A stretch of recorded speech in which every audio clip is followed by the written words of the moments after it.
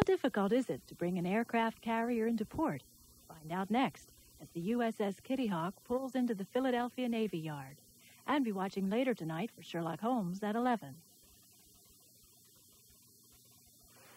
In 1961, the Kitty Hawk sailed downriver to become part of America's front line of defense. Now it's 27 years later, and she's coming back upriver. Only this time, she needs 13 tugs, 260 men, and 1.5 miles of line to help her make the trip. When the Kitty Hawk was being built, this Navy Yard was in very good shape. Sunship down the river was in good shape. I have to differ with you, Charlie. My memory's a lot better. 1958 was a recession. Because I remember my father-in-law telling me how lucky I was to be still working at the shipyard. But I'll tell you something, it was family. If your father worked there, you worked there. If your uncle worked there, you worked there. There was an awful lot of stories came out about the quality of the ship and what it was going to be, and here it is 27 years later in here. To tell you the truth, I've been waiting for it to come in. Because, I'm getting close to retirement, and I swore I'd stick around until I'd seen it. Some of my work is still on that ship. When I went out a year ago, October, I went out to San Diego to do a ship check. Like I said, I was sheet metal work. I did a lot of stainless steel work. And in those days, if you were a half-decent mechanic, you marked your work. And I went into the galley with some of those stainless steel dresser tops, and I could crawl around underneath, and I found my markings. A lot of the original equipment still aboard that ship.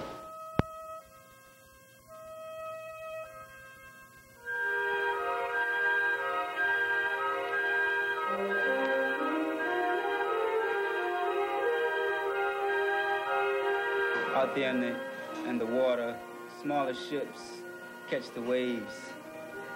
This ship is like a Cadillac, just floats right through the water.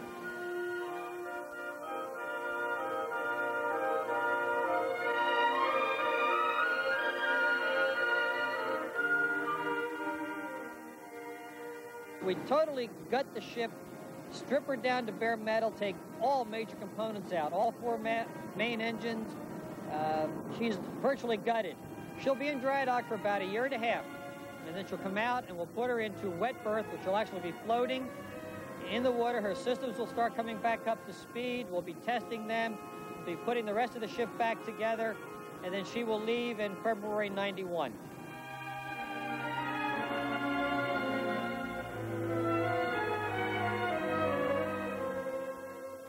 This carrier right here is going to bring a minimum of $750 million into the Delaware Valley.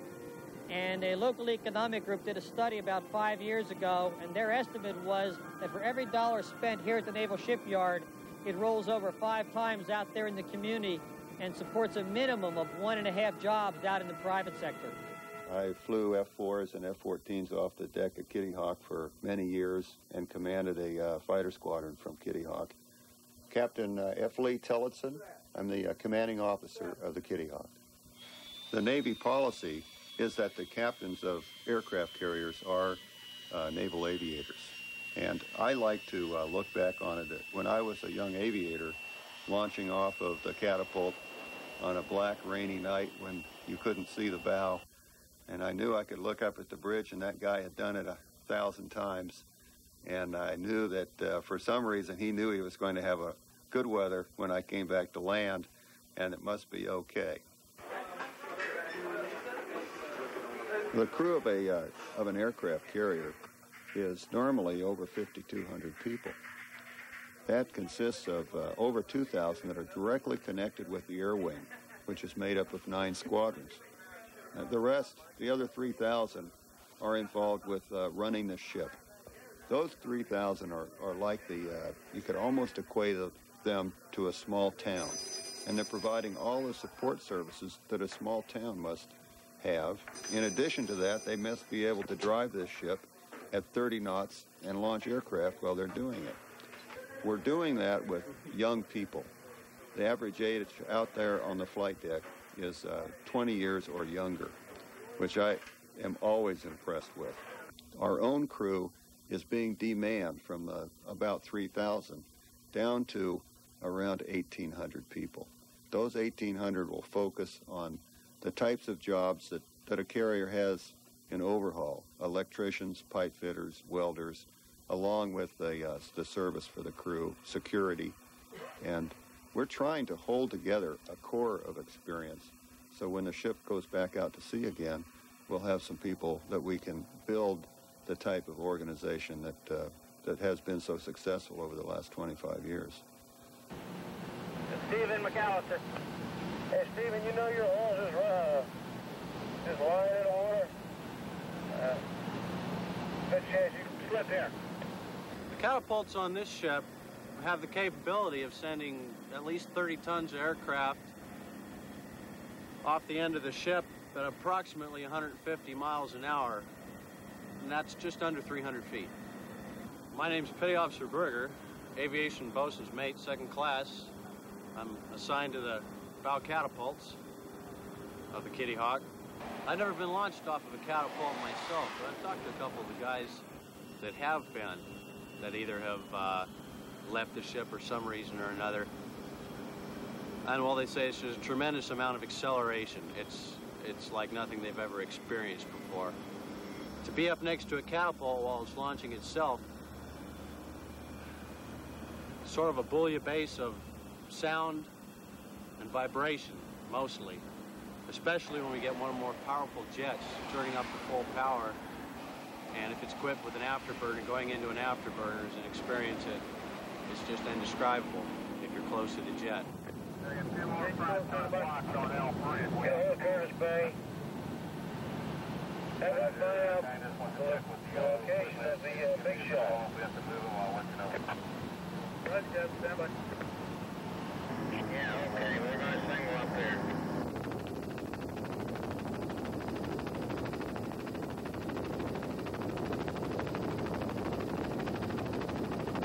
I'm Commander John Simmons. I'm the engineer officer, more commonly called the chief engineer of USS Kitty Hawk. I've been in the Navy 17 years, and I've never done anything but engineering. My first assignment was that, and I enjoyed it, and I've stayed with it. The hours generally tend to be quite long, because if the ship doesn't get away from the pier, and then all of the rest of the things are very little use. And our job, quite frankly, is to get the ship underway, keep the lights on, keep the screws turning, take the wind over the deck, and put steam up there so the airplanes can go do what they're supposed to do. And that's the whole reason for an aircraft carrier, is to move the airplanes to where you need the airplanes and to be able to launch them and recover them. Everything on an aircraft carrier is big. The crew is big, the hull is big, the machinery plant is big. Kitty Hawk is 1,100 feet long, give or take a few feet. To give you a perspective of how long 1,100 feet is, if we were to take the Kitty Hawk and stand her on the fantail, which is the back end of the ship, the square end as we call it, next to the Empire State Building, ignoring the radio tower on the top of the Empire State Building, the bow would be higher than the top of the Empire State Building. We can push over 30 knots, and the ship weighs about 85,000 tons full loaded. The ship at its widest point is 270 feet wide. That's at the flight deck. 280,000 shaft horsepower, and to put that in context, that's about 28,000 automobiles equivalent. We carry a little over 4 million gallons of fuels, enough electrical generating capacity to serve a city of, say, 25,000 people. When we finish SLEP, the basic technology of operating this propulsion plant will be the same as it was when the ship was built 26 years ago, right across the river at New York Shipbuilding in Camden. For those of us who operated Kitty Hawk and then brought her here for SLEP, it sometimes is difficult. It's hard to take something that you put the time that we put into her and had her operating the way that she did during the deployment, and to then take it apart like this, knowing how hard it's going to be to get it running again. On the other hand, I've been involved with aircraft carriers for 8 years. I've seen the results of the first two SLEPs, Saratoga and Forrestal, and I know that we got our money's worth. We got what we wanted out of those ships. It's a worthwhile program, and you have to keep that in mind sometimes, because it's not fun taking things apart. When docking a ship here in the Philadelphia Naval Shipyard, the first thing that comes into play is the ship normally is at Pier 4 or at any pier along the waterfront. This particular case, the Kitty Hawk is at Pier 4. This setup for the Kitty Hawk is quite a job for the Navy Yard, in that we have approximately 99 side blocks, and The setup is 6 foot 8.5. A man can comfortably walk around underneath of the ship and do their work down there. Well, right now we have set up the dry dock to receive the Kitty Hawk. The ship now is at Pier 4, and tomorrow we will flood the dry dock and cover these blocks, take the caisson out, which you can see all the way at the south end of the dry dock. Take that caisson out, put it over by the Schuylkill River around 7:30, 8 o'clock. We will prepare to break all the services down on the ship over at Pier 4. On a carrier of this type, we'll have from 11 to 13 tugs. We'll pull it over, and this carrier is going to come in stern north. After we get it centered up, we'll bring the caisson in, pump water into the caisson, lower it into the sill, then start pumping water out of the dry dock. After we pump it out of the dry dock, the ship will slowly go down on the setup where we're keeping it on center, continue on to pump down, and the ship then is setting high and dry.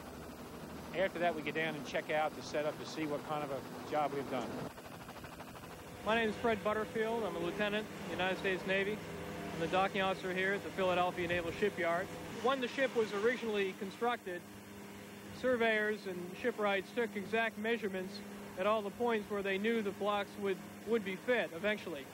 And those are updated periodically as you need, and they describe the contour of the ship. As you can see from the curvature of the blocks, they're meant to cradle the ship exactly where those individual points on the hull lie. And each time the ship is docked, and it's docked about once every 4 to 5 years, a new docking position is specified, meaning the blocks are shifted approximately 2 feet. And what this allows for is a complete painting of the underwater hull every 3 docking cycles, which is approximately every 12 to 15 years. When I check it, I have the tolerance of plus or minus 1 inch along the longitudinal, plus or minus 1/2 inch along the foreships, and plus or minus 1/4 inch up and down. So it's a very tight tolerance. But we shoot for 0. I had full control of the ship and all the tugboats. I'm Captain Anderson, the chief pilot, Philadelphia Naval Shipyard. We were originally scheduled for Saturday. However, we had winds 25, 30 knots, which made it so you'd be unable to move the ship at that time. We have had ships where we took them out, and then after we got out, the wind increased. And then you don't have any choice. You go, but regardless. There's nothing you can do about it. You can't go back to the pier. We have to come in on the last of the flood tide because that's the weakest point. Otherwise, we wouldn't be able to hold the ship broadside to the current. It'd be like putting a dam across the river. Working on both these tugs. You said behind the one should be here now. Nobody's seen him yet? Definitely not. Yeah, they said they get right now. You pilot by the seat of your pants. You pick out different things and use them as guides to hold the ship in the position you want. And you make sure the ship's in the exact position you want before you start the dock. Oh, one was the light over on the shore over there, the buoys, buoy 44, Schuylkill buoy. Use all those things in conjunction with each other. I got her, Captain. Get out, give me a call. We can get up there all foot and up. Roger. Okay, docking officer, I'm ready. Dock eyes right. Down Brawley, I can't wait for the big one. Yeah, it is, dock officer. We appear to be about an hour ahead of the tide, too. We're at 44 feet right now on the dock, which is an hour early, and it comes half ahead on the port bow. Give me an update on it as we start to fall. We're starting to put a little bit of a turn on the ship. Midship Carol, sir.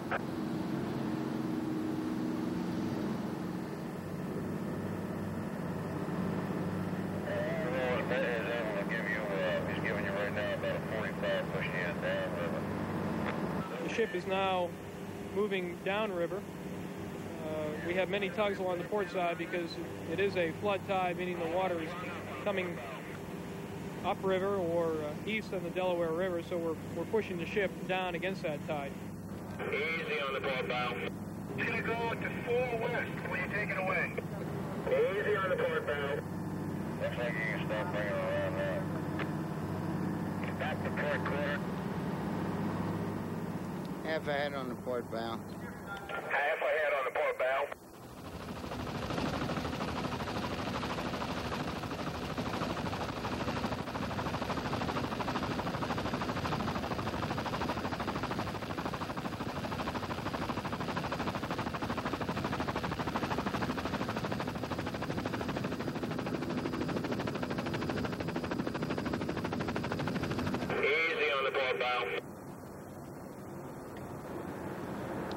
David, push the stern to Jersey a little bit if you can. Push the stern to Jersey, right on. The stability of the ship and the balance of the ship is critical as we enter dry dock.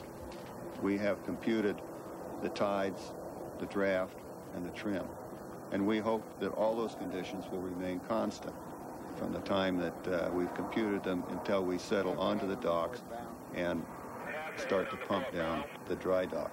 If we should shift trim, then our distance and measurements start to reduce that margin of safety. I see an awful lot of smoke. Is that Michael having a problem up there? Take a look, sir. Take a look, you're about 5 foot off forward, about 2-3 feet off air. Around here. Head easy on the Carolyn. Head easy on the Carolyn midship.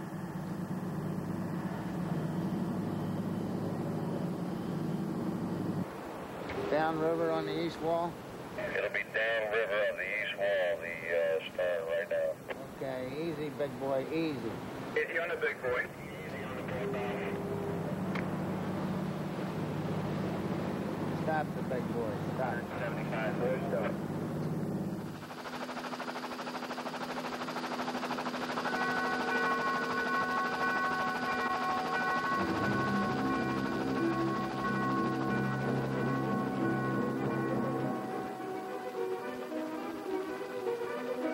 Captain Anderson is now maneuvering the ship to put the stern of the Kitty Hawk into the slip.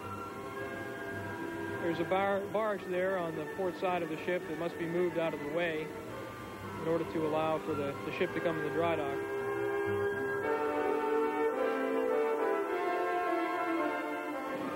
As soon as the stern of the ship crosses the dry dock sill, the commanding officer of the ship relinquishes control to me until the ship is landed safely on the blocks and all the water is pumped down.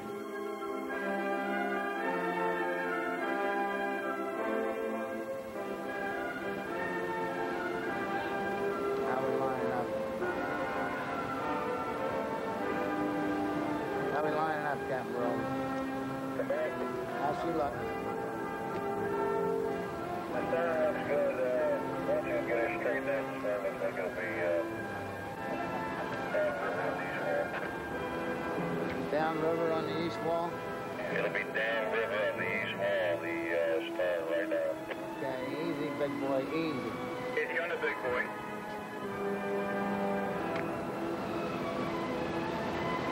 Stop the big boy, stop. 75, boy, stop. Get easy on the Carolyn. Have a head port quarter. Okay, that guy can't see anymore. Okay. You got her? Yeah, that's a quarter here. Starboard quarter is half ahead, Dick. This particular ship, having such an overhang, at any one time, if the wind were to come out of the west, which it does around this area, we could hit the building over there because we have a flight deck that extends way over the sides of the pier here. Small boats that are operated by the riggers are taking out the sidelines to make sure that the ship is centered into the dry dock. The riggers are taking a 10-inch polypropylene towing hawser or towing line, and it's run the entire length of the dry dock, and they're installing that on the stern of the Kitty Hawk. That line is known as the in-haul, and that is going to be used to haul the ship into the dry dock, north into the dry dock.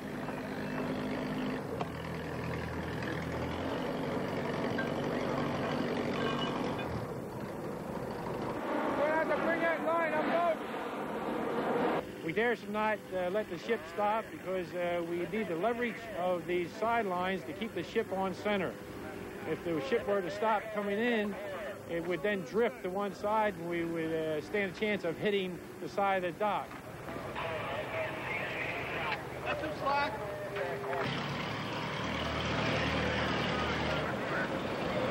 While the ship is being hauled in, you see the tugs that are still standing by. As the ship comes in, the tugs have to move forward on the ship to allow the ship to come in.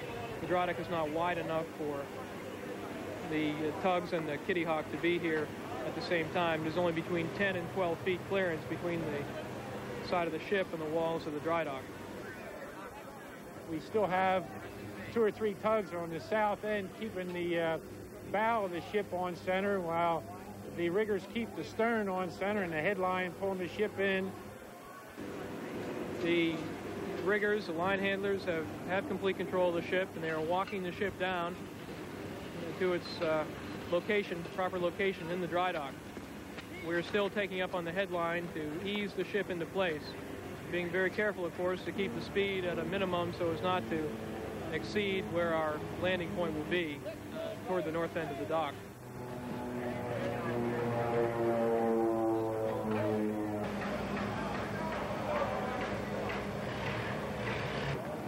Whoa, man, that's something.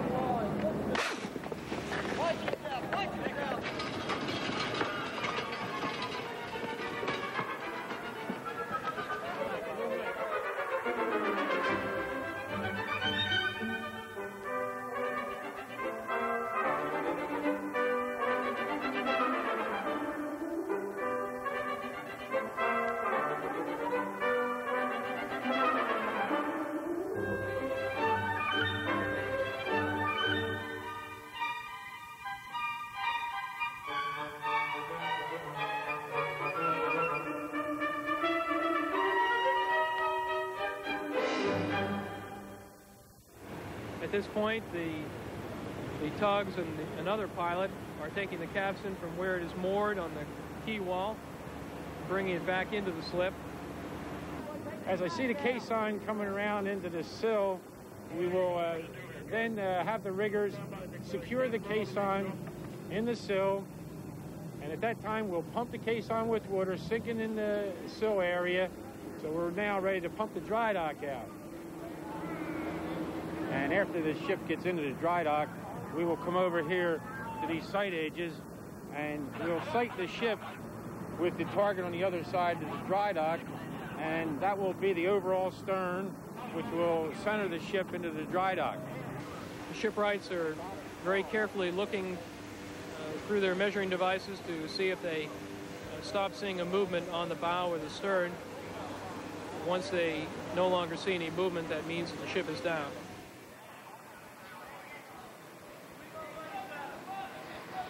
We also have to check with the 2 men on board ship that has a set of water bottles on there to tell us how much list I have on the ship. We have to ensure that the ship is as close to 0 list as possible. If not, we take and put weights on board to take the list out of the ship, or we pump water into the tanks. And we're taking the water level down very slowly to make sure we keep our crucial alignment. When the water level reaches 3 feet below the landing draft, we commence to rig temporary services such as power, steam, and brows or gangways for personnel onload and egress.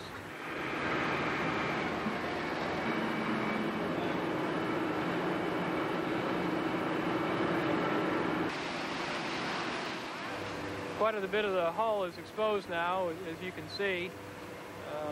Of course, there's evidence of extensive marine growth or fouling along the hull, and that'll all be blasted off as the ship prepares to spend the next 18 months in this dock.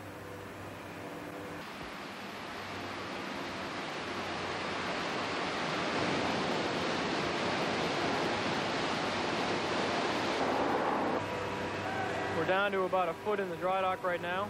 The water is proceeding down. At about 6 inches in the dry dock, you'll be able to see fish that have been trapped in there by the closing of the caisson.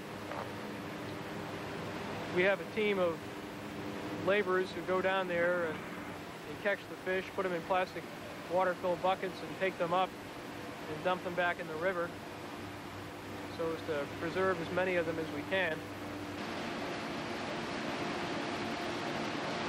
We can see that the water is oozing out of the blocks. It tells me that there's a nice tight fit on all the blocks.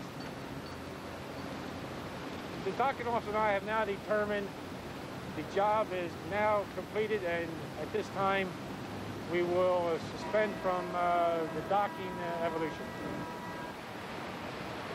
I guess one of the rewarding things about this job is that I never get over the wonder of it all.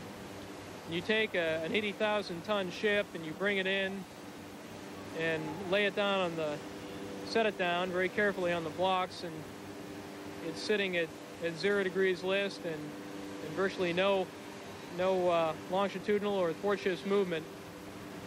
It's very rewarding.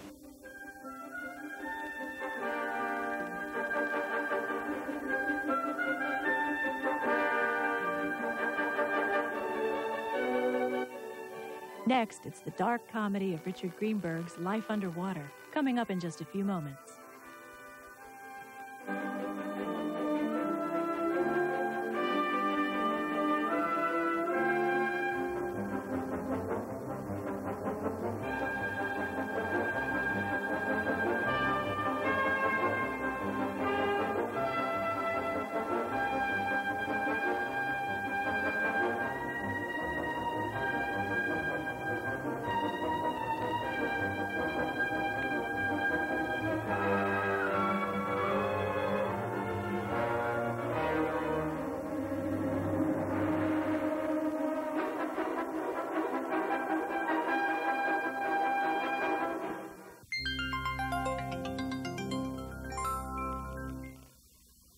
This program consists almost entirely of film never before seen in public.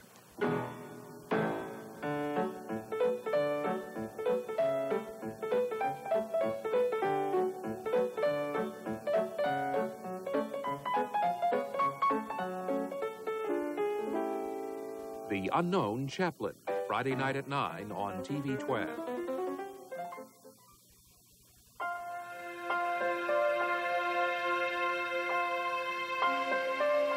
She was like a dream gliding down the river, a fairy castle carrying folks on a magic voyage. I'll never forget it. Steamboats are coming again to your post office as 5 commemorative stamps. She was more splendid than anything I'd ever seen on land. Dream again. Collect U.S. stamps.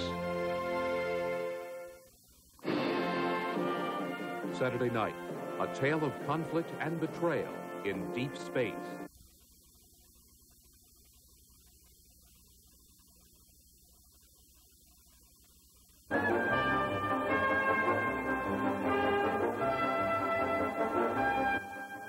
Stay tuned for a holiday tribute to the Unknown Soldier, next, here on TV 12.